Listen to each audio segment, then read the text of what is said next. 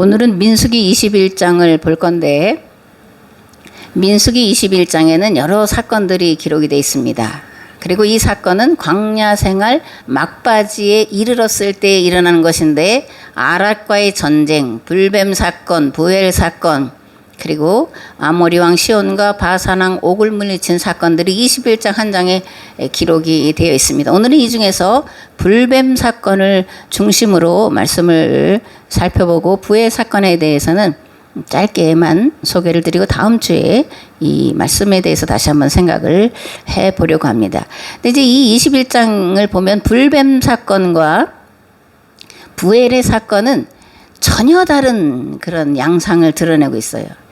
이 불뱀 사건이 일어났을 때에는 호르산에서 출발해서 홍해길을 따라서 에돔 땅을 지나 가나안 땅으로 가는 그런 길을 택하려고 하는데 이 이스라엘 백성들이 그 길로 인해서 마음이 상해가지고 모세를 원망하고 불평하게 돼요.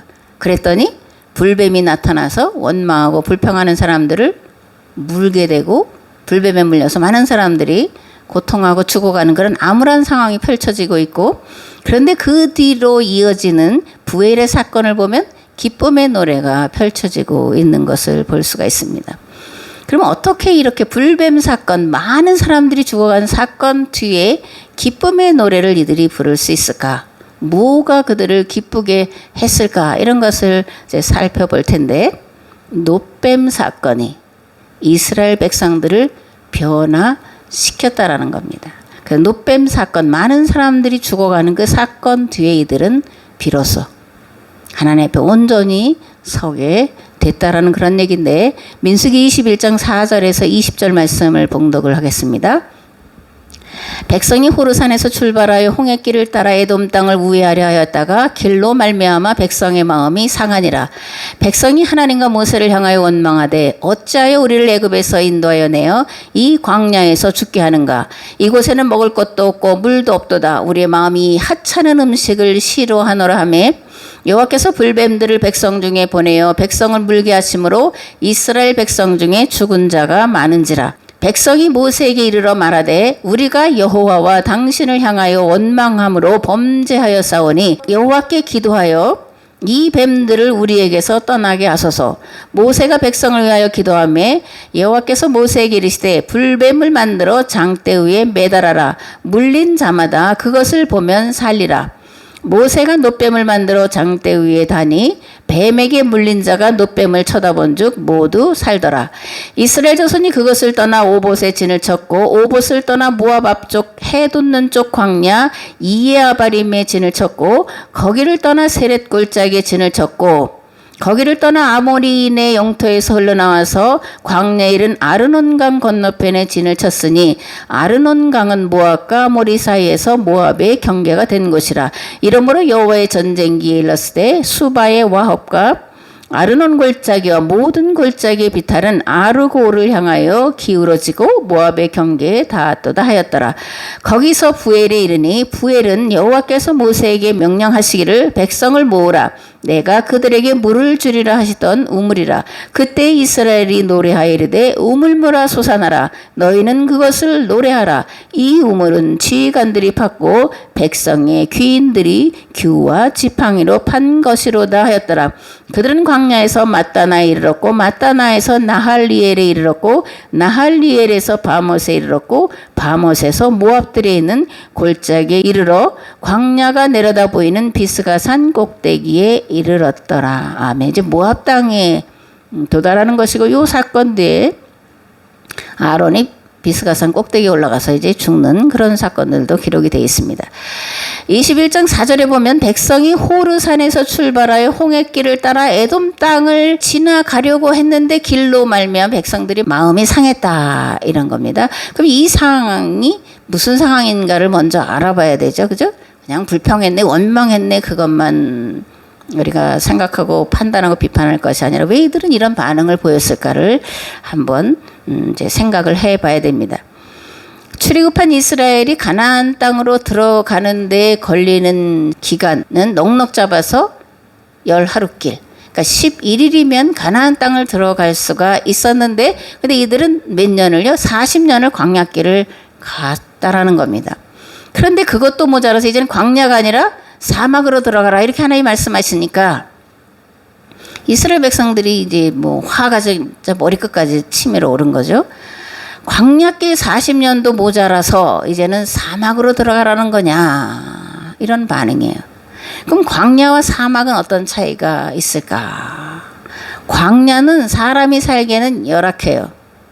그럼에도 비가 가끔씩은 오기 때문에 사람도 살고 식물과 동물도 살아요. 그런데 사막은 물도 없고 사람도 살지 않는 땅입니다. 비가 와도 모래기 때문에 다 흡수해 버려서 어떤 생물들도 살아갈 수 없는 땅, 그게 사막이에요. 그러니까 광야길도 힘들었는데 사막으로 가라고 하니까 아니 40년 가까이 광야길을 왔는데 그것도 모자라서 사막으로 가라는 거냐? 그럼 우리더러 죽으라는 얘기냐? 이런 반응을 했다라는 겁니다. 이런 반응 나올만 하죠. 그죠? 나올만 합니다.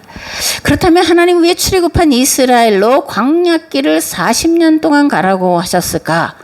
열하루길이면 들어갈 수 있는 가나안을 놔두고 왜 빙빙빙빙 40년을 광야에서 돌게 하셨는가? 이 이야기도 어렵고 받아들이기도 어려운 얘기죠. 제가 목회를 시작하고 나서 이제 깨달은 게 하나 있는데 그게 뭐냐면 내 생각대로 내 계획대로 안 되는구나. 내가 이제 이렇게 이런 계획을 세우고 이렇게 하면 교회가 부흥되겠지라고 계획을 세우면 그 다음 주에는 정말 우리 애들 둘만 나와 있지 아무도 안 왔어. 이게 5년에 한 번씩 주기적으로 한 3번을 하고 나니까 완전 바닥치기가 돼서 지금 여기에 있는 거예요. 그래서 그 이후에 나는 이제 목회의 어떤 계획 이런 거를 세우지 않겠다. 그래서 사실은 어떤 목회 계획 어떻게 내가 이렇게 해서 어떤 결과를 얻겠다는 생각은 없습니다. 그렇게 하면 또 다시 나락으로 떨어지는 것을 3번씩이나 경험했는데 또 하면 바보죠. 그죠? 15년이 걸렸습니다. 바닥치기 하고 그리고 이게 아니구나 하는 것을 경험하고 내려놓는데 15년이 걸렸다. 목회든 삶이든 내 계획대로 되는 게 아니에요. 하나님의 계획대로 되는 겁니다. 그래서 우리는 하나님의 계획대로 살아야 돼요. 그럼 하나님의 계획은 뭐냐? 예레미야 20장에 이렇게 되어 있습니다. 여호와의 말씀이니라 너희를 향한 나의 생각을 내가 아나니 평안이요 재앙이 아니니라 너희에게 미래와 희망을 주는 것이니라 너희가 내게 부르짖으며 내게 와서 기도하면 내가 너희들의 기도를 들을 것이요 너희가 온 마음으로 나를 구하면 나를 찾을 것이요 나를 만나리라 이것은 여호와의 말씀이니라. 나는 너희들을 만날 것이며 너희를 포로된 중에서 다시 돌아오게 하되 내가 쫓아보내었던 나라들과 모든 곳에서 모아 사로잡혀 떠났던 그곳으로 돌아오게 하리라. 이것은 여호와의 말씀이니라. 여호와의 말씀이니라. 여호와의 말씀이니라. 여호와의 말씀이니라. 너희를 향한 나의 생각은 하나님의 생각은 재앙이 아니다. 평안이다. 미래와 희망을 주는 거다. 이렇게 말씀하고 있는데 이건 바벨론에 끌려가서 노예살이하는 그들에게 소망이 없는 그들에게 예레미야를 통해서 주시는 하나님의 말씀이에요. 하나님의 계획이고 하나님의 뜻이에요. 오늘 이 말씀은 우리에게도 동일하게 적용되는 말씀인 줄 믿습니다. 그래서 하나님의 뜻대로 살고자 내 뜻, 내 생각을 내려놓는 거예요. 무조건 하나님의 말씀이니까 이해가 안 되고 동의가 안 돼도 따라가는 거냐? 그게 아니라는 겁니다. 이해가 되고 동의가 될 때 기쁨으로 내 삶의 현실 속에 펼쳐지는 것들을 넉넉히 이기고 나아가게 되는 줄을 믿습니다.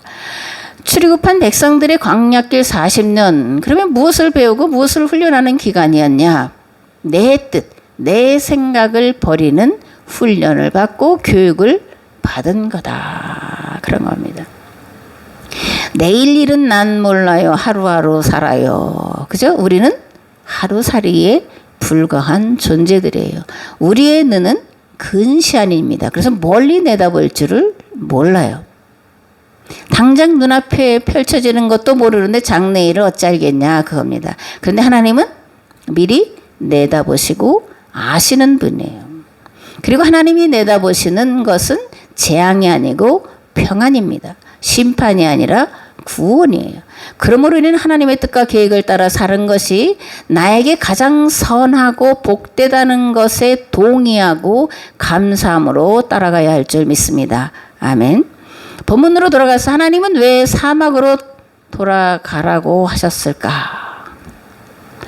이스라엘 백성들이 가고자 원하는 길에는 이미 다른 족속들이 터를 잡고 살고 있었기 때문에 그런 거예요. 에돔, 모압, 암몬 족속이 오래전부터 터를 잡고 살아가고 있었기 때문에 그 지역을 지나가겠다 그러면 순순히 허락할 사람이 있을까 없을까? 없는 거죠. 자기 땅을 다른 백성들이 지나간다고 할 때 그것도 뭐 수십 명이 아니라 적게는 60만에서 100만 이상인 이 거대한 무리들을 그래 우리 땅을 마음대로 밟고 지나가 그럴 사람은 하나도 없어요. 다 반대를 하는 거죠. 그죠? 그래서 이 땅을 지나가려고 이스라엘 백성들이 사신들을 보내서 우리가 이렇게 하겠으니 제발 지나가게 해달라 그러는데 막아서는 겁니다. 에돔 족속이 막아서고 가나안 족속이 전쟁을 치르러 오게 돼요. 그래서 하나님은 돌아가라. 그들이 허락하지 않으면 돌아가라. 이렇게 말씀하고 계시는 것을 알 수가 있습니다. 민수기 20장 14절에서 21절에 이런 말씀이 기록이 되어 있는데 모세가 가데스에서 에돔 왕에게 사신을 보내며 이르되 당신의 형제 이스라엘의 말에 우리가 당한 모든 고난을 당신도 아시거니와 우리 조상들이 애굽으로 내려갔으므로 우리가 애굽에 오래 거주하였더니 애굽인이 우리 조상들과 우리를 학대하였으므로 우리가 여호와께 부르짖었더니 우리 소리를 들으시고 천사를 보내사 우리를 애굽에서 인도하여 내셨나이다. 이제 우리가 당신의 변방 모퉁이 한 성읍 가데스에 있사오니 청하건대 우리에게 당신의 땅을 지나가게 하소서. 우리가 밭으로나 포도원으로 지나가지 아니하고 우물물도 마시지 아니하고 왕의 큰 길로만 지나가고 당신의 지경에서 나가기까지 왼쪽으로나 오른쪽으로나 치우치지 아니하리이다 한다고 하라 하였더니 에돔 왕이 대답하되 너는 우리 가운데로 지나가지 못하리라. 내가 칼을 들고 나아가 너를 대적할까 하노라. 이스라엘 자손이 이르되 우리가 큰 길로만 지나가겠고 우리나 우리 짐승이 당신의 물을 마시면 그 값을 낼 것이라. 우리가 도보로 지나갈 뿐인즉 아무 일도 없으리이다 하나 그는 이르되 너는 지나가지 못하리라 하고 에돔 왕이 많은 백성을 거느리고 나와서 강한 손으로 막으니 에돔 왕이 이같이 이스라엘이 그의 영토로 지나감을 용납하지 아니하므로 이스라엘이 그들에게서 돌이키니라. 그 다음에 또 이런 말씀이 있습니다. 네겝에 거주하는 가나안 사람 곧 아라세 왕이 이스라엘이 아다림 길로 온다 함을 듣고 이스라엘을 쳐서 그 중 몇 사람을 사로잡은지라. 이스라엘이 여호와께서 원하여 이르되 주께서 만일 이 백성을 내 손에 넘기시면 내가 그들의 성읍을 다 멸하리이다. 여호와께서 이스라엘의 목소리를 들으시고 가나안 사람을 그들의 손에 넘기심에 그들과 그들의 성읍을 다 멸하니라. 그러므로 그곳 이름을 호르마라 하였더라. 백성이 호르산에서 출발하여 홍해길을 따라 에돔 땅을 우회하려 가다가 이제 이런 사건이 일어났다고 합니다. 에돔 왕이 못 간다 이렇게 해서 사막길로 돌아가게 됐는데 백성들이 그것 때문에 하나님 앞에 모세 앞에 원망하고 불평했다 이런 거예요. 왕의 길이라고 하는 큰 길이 사막에 나 있습니다. 이스라엘은 에돔을 지나서 갈 때 우리가 이 왕의 길 대로로만 가겠다. 만약에 물을 먹으면 물 먹은 값을 주겠다. 이렇게 말하는데 안 된다 그랬다라는 거죠. 그리고 가나안의 아랏 왕은 군대를 이끌고 와서 이스라엘 백성들 몇 사람을 사로잡아 가기까지 했다. 그런 얘기입니다. 여러분들은 하나님을 어떻게 생각하냐 또는 어떤 하나님을 좋아하시냐 한번 한 1초 동안 한번 생각해 보세요. 여호와 니시의 하나님을 좋아할까? 여호와 라파의 하나님을 좋아할까? 또는 여호와 삼마의 하나님을 좋아할까? 여호와 이레의 하나님을 좋아할까? 뭐 이거 말고도 또 있지만 그죠? 여호와는 나의 목자 뭐 이런 여러 가지 이름들이 있는데 어떤 하나님을 여러분들은 좋아하시는지 생각을 해보시기 바랍니다. 하늘에서 불이 내려서 내 앞길을 가로막는 자들을 두렵게 하시고 멸하시고 그러면 좋겠다. 이게 이스라엘 백성들이 생각을 했을 거예요. 그죠?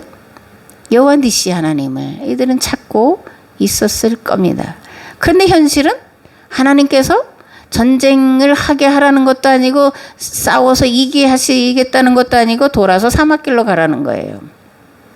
그러니까 불평을 합니다. 앞에도 말씀드렸지만 불평할 만해요. 어찌하여 우리를 애굽에서 인도하여 내어 이 광야에서 죽게 하는가. 이곳은 먹을 것도 없고 물도 없도다. 우리 마음이 하찮은 음식, 만나를 말하는 거죠. 이 하찮은 음식을 싫어한다. 40년 동안 만나만 먹었으니 싫다. 새로운 것도 좀 먹게 해줘라.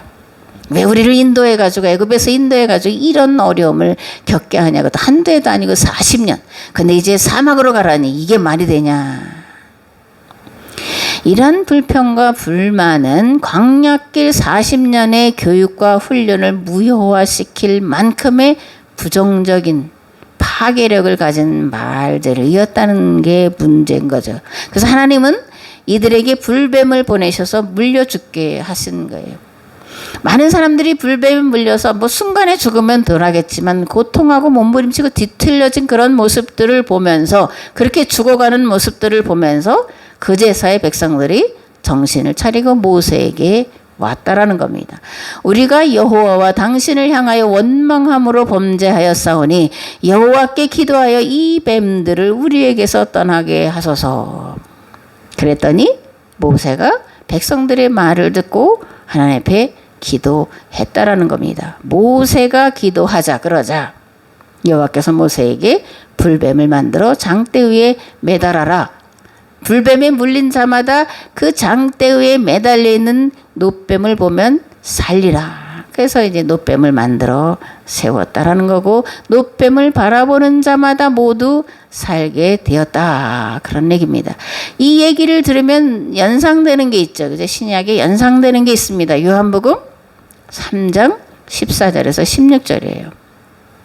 거기 어떻게 돼 있냐면, 모세가 광야에서 뱀을 든 것 같이 인자도 들려야 하리니 이는 그를 믿는 자마다 영생을 얻게 하려 하심이니라. 하나님이 세상을 이처럼 사랑하사 독생자를 주셨으니 이는 그를 믿는 자마다 멸망하지 않고 영생을 얻게 하려 하심이라. 하나님이 그 아들을 세상에 보내신 것은 세상을 심판하려 하심이 아니요 그로 말미암아 세상이 구원을 받게 하려 하심이라. 재앙이 아니고 심판이 아니고 평안이고 장래의 소망을 주려는 거다. 예레미야가 말한 것과 같은 맥락이고, 모세가 광야에서 놋뱀을 만들어 세웠을 때 그것을 바라보는 자마다 다 살았는데, 예수님을 바라보는 자마다, 그죠? 구속사 신앙으로 하면 예수님의 십자가를 바라보는 자마다 살리라, 구원받으리라, 이런 얘기예요.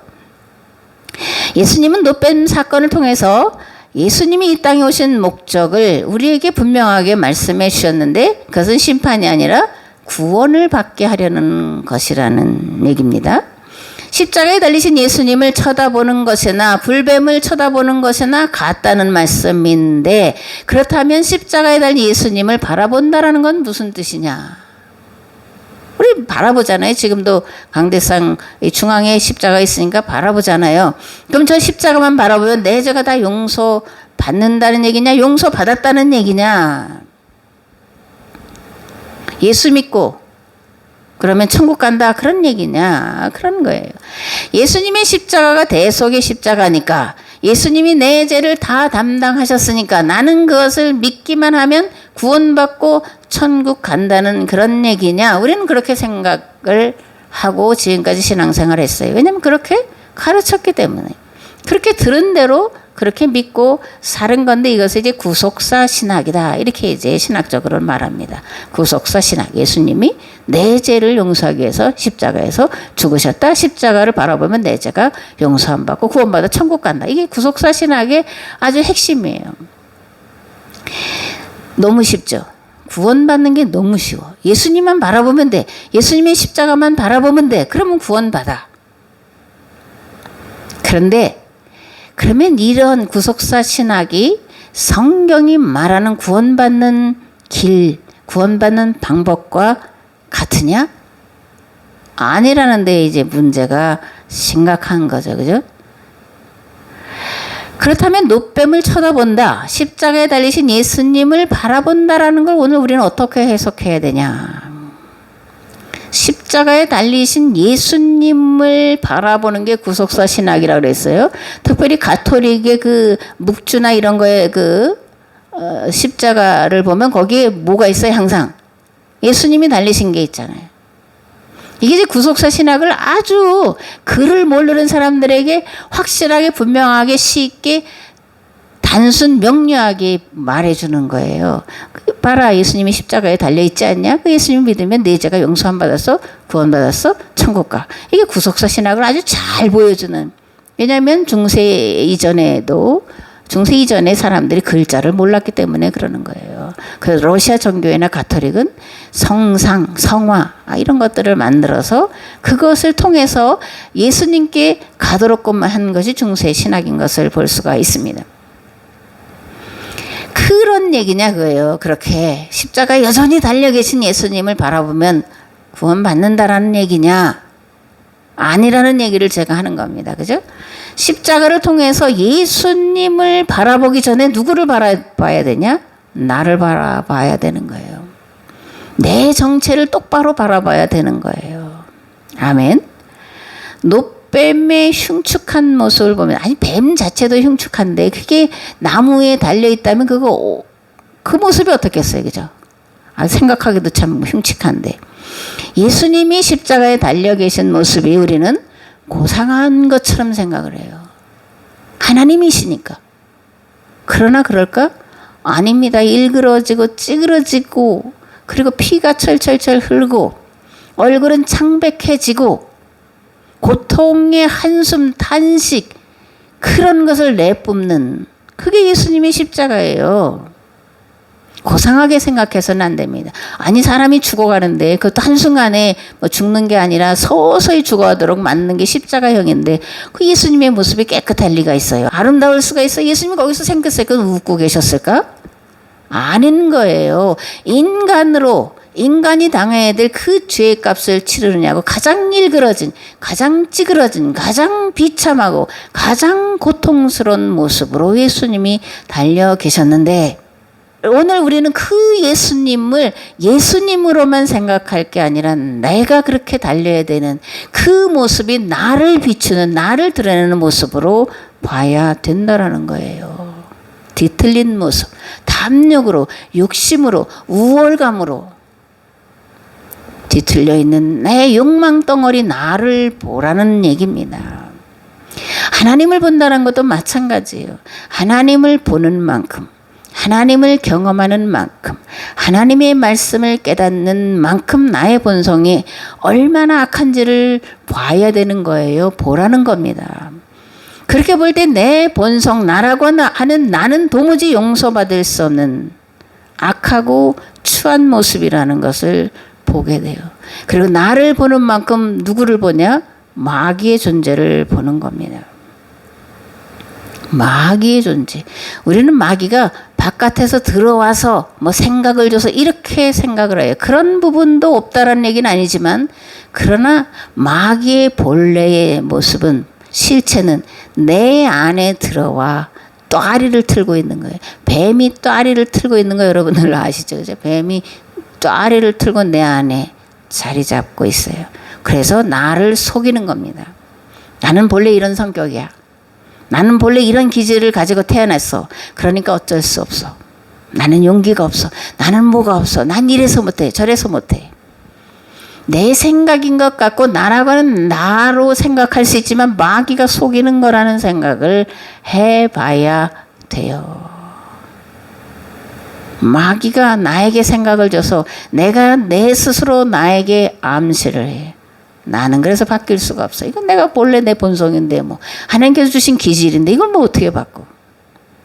마귀에게 속고 있다는 생각을 해야 돼요. 그렇게 생각을 안 하니까 세월이 가도, 나이가 지긋이 들어도, 사회적인 어떤 신분에 올라가도 성격이나 기질이 전혀 바뀌지 않는 거예요. 또 교회 안에서 은사가 있다는 사람들을 보면, 근데 능력 많다고 하는 목사님들을 보면 과연 그들을 신뢰할 수 있을까? 안 보면 신뢰할 수 있어요. 그러나 그것을 보고 아는 자는 신뢰할 수가 없어요. 도무지 신뢰할 수가 없습니다. 겉과 속이 180도 달라요. 왜 그럴까? 자기 자신을 보려는 생각이 없기 때문에 그렇습니다. 하나님을 보는 만큼 나를 보고 나를 보는 만큼 마귀를 본다고 하는 인식 자체가 없기 때문에 그런 거예요. 무엇보다도 은사는 하나님이 나를 특별히 사랑하셔서 나에게 특별한 사명을 주셔서 나를 특별히 존귀한, 특별히, 제가 여러 번 말씀드리잖아요. 나는 특별해.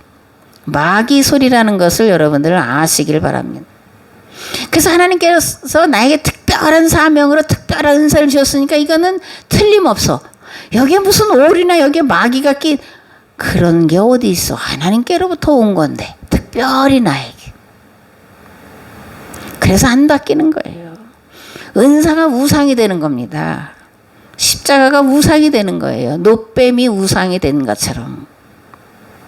그래서 열왕기하 18장에 보면 히스기야가 이 노뱀을 부숴버리는 사건이 기록되어 있어요. 그는 산당을 헐어버렸고 돌기둥들을 부쉈으며 아세라 목상을 찍어버렸다. 그는 또한 모세가 만든 구리뱀도 산산조각으로 깨트려버렸다. 이스라엘 자손이 그때까지도 느흐수단이라고 부르는 그 구리뱀에게 분향하고 있었기 때문이다. 광야에서 모세가 만들었던 그 느흐수단이라고 하는 노뱀을 여전히 가지고 그것에게 분향을 하고 있었다. 노뱀 자체가 우상이 됐다. 그런 얘기입니다. 노뱀을 바라보면 뭐 병이 치유된다든지 노뱀을 바라보면 용서받는다라고 이들이 생각했을 수 있어요. 그런 역사가 실제로 있는 거니까. 그걸 문자대로 생각하고 문자대로 믿으니까 그렇게 노뱀을 숭배했다라는 얘기입니다. 그래서 히스기야가 그걸 완전히 부셔버리는 거예요. 근데 또 있습니다. 성전과 법궤도 흔적이 없는 거예요. 흔적이 없습니다. 이스라엘이 성전을 세우고 나면 그 성전이 오래 갔냐? 머지않아 완전히 돌아놔도 돌에 남지 않도록 완전히 부숴버리는 사건이 몇 차례 일어나는 것이 이게 반면교사입니다. 우상을 삼으면 그것을 하나님은 반드시 제거해 버리신다는 걸 알아야 돼요. 부흥도 돼야 되겠지만 부흥 자체를, 교회가 큰 것 자체를 그걸 목회의 목적으로 삼는다? 그런 게 우상이에요. 그러면 무너지는 겁니다. 한국교회 거대하게 짓다가 무너지는 길을 급속하게 가고 있다는 것을 우리가 알아야 됩니다. 십자가 자체가 우상이 될 수 있다라는 거예요. 십자가에 달린 예수님만 바라보면 구원받을 수 있다고 믿는 그것 때문에 십자가가 우상이 될 수 있다라는 겁니다. 나를 위해서 예수님이 돌아가셨어. 그 이론으로, 교리로만 알면 우상이 된다라는 겁니다. 그러므로 십자가가 우상으로 전락하지 않게 만들려면 십자가에서 나를 바라봐야 돼요. 내 본성의 악함과 죄의 실상을 봐야 됩니다. 십자가의 능력은 무엇일까? 뭐 병을 고쳐주고 문제를 해결해주고 그런 걸까? 십자가의 능력, 나를 보게 하는 거다라는 겁니다. 회개하도록 이끄는 것이 십자가의 능력이라는 거예요. 왜냐하면 구원은 회개한 자에게 주어지기 때문에 그렇습니다. 아멘. 로마서에 보면 바울이 예수님을 만나고 난 다음에 자기 안에 격렬한 싸움이 일어났고 그리고 그 격렬한 싸움 끝에서 예수님의 구원의 은혜를 경험하는 사건이 기록되어 있는데 이렇게 되어 있습니다. 그러므로 내가 한 법을 깨달았노니 곧 선을 행하기 원하는 나에게 악이 함께 있는 것이로다. 내 속사람으로는 하나님의 법을 즐거워하되 내 지체 속에서 한 다른 법이 내 마음의 법과 싸워 내 지체 속에 있는 죄의 법으로 나를 사로잡는 것을 보는도다. 오호라 나는 곤고한 사람이로다. 이 사망의 몸에서 누가 나를 건져내랴.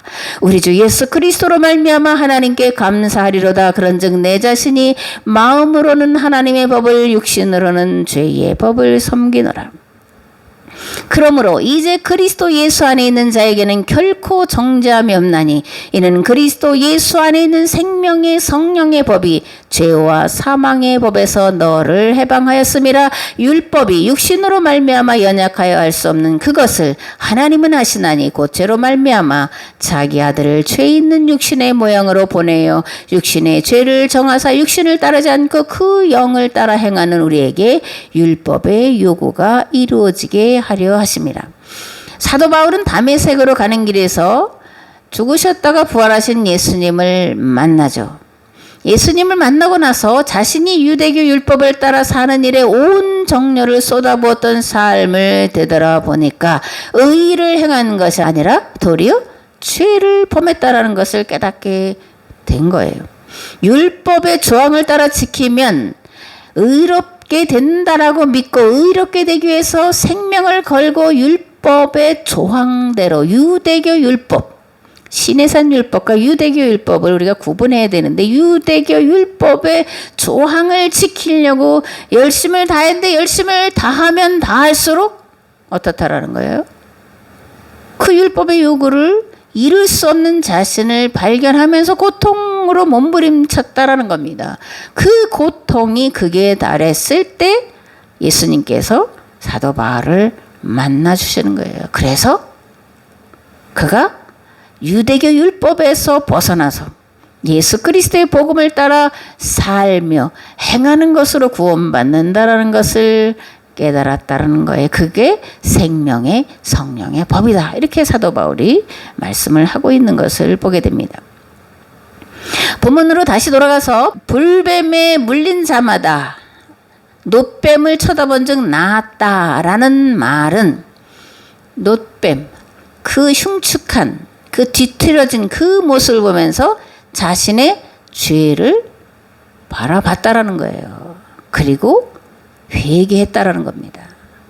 회개한 자는 살았다라는 거예요. 그런데 이런 부분을 빼버리고 단지 놋뱀을 쳐다봤더니 살았더라. 그거는 말이 안 된다. 이건 하나님의 법에 맞지 않는다. 인과율, 그렇죠? 인과율이 있습니다. 아니 뗀 굴뚝에 연기가 나지 않는다. 이게 쉽게 말하는 인과율인데 하나님의 창조의 모든 세계 속에는 인과율이 다 들어가 있어요. 그래서 놋뱀을 쳐다봤더니 살았다? 이거는 인과율과 배치되는 겁니다. 놋뱀을 바라본 것으로 사는 게 아니라는 거예요. 놋뱀을 자기 자신과 일치시켰다는 얘기입니다. 자기 자신의 죄악과 더러운 것과 불순종을 일치시켰다라는 얘기예요. 그래서 처절한 회개가 있을 때에 회개를 하나님께서 들으시고 받으시고 용서해 주셨다라는 겁니다. 예수님의 십자가도 마찬가지예요. 예수님의 십자가를 바라보는 것은 나를 바라보는 거예요. 내 죄의 실상을 내가 바라보는 겁니다. 내 죄의 실상을 바라보고 회개하지 않는 자는 그 사람들은 화 있을진저 화인 맞은 자다 이렇게 성경이 말씀하는 거예요. 회개가 동반되게 돼 있어요. 그리고 결단을 하는 겁니다. 다시는 이런 죄를 짓지 않겠다. 그럴 때 용서가 주어지는 것입니다. 아멘. 구원은 예수님을 단지 내 죄를 용서하시고 구원해 주셨다는 것을 믿는 것으로 주어지는 것이 아니다. 이렇게 반복합니다. 이건 인과율을 어기는 것이기 때문이다.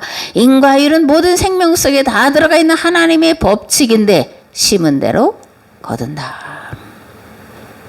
그러므로 철저하게 회개를 해야 됩니다.